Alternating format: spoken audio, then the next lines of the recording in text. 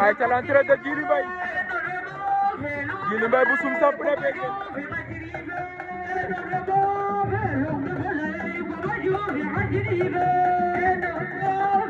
ay ca le phénomène bu sum samp na bege waaw Djily Mbaye lu pajante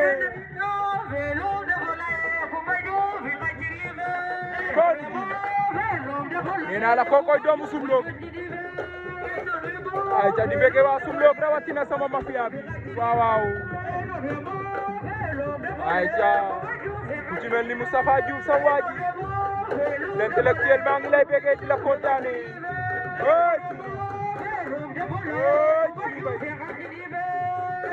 ay ca Djily Mbaye bu suma ngi noonu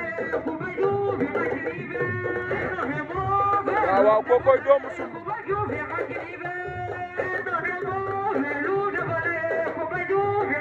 ay ca l'entrée de Djily Mbaye bu Sum Lok jam na bege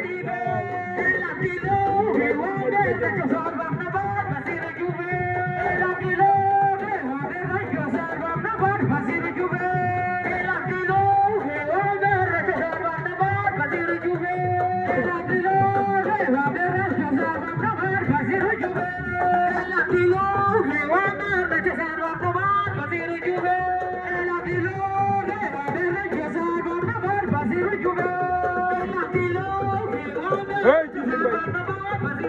ay ca doomu Sumlok baa ngi noonu ndeysaan nee naa la mu ngi njëkk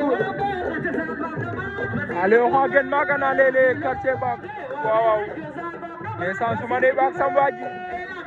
maa ngi lay bege lay bira ay ca marsa may saw pour moi bege na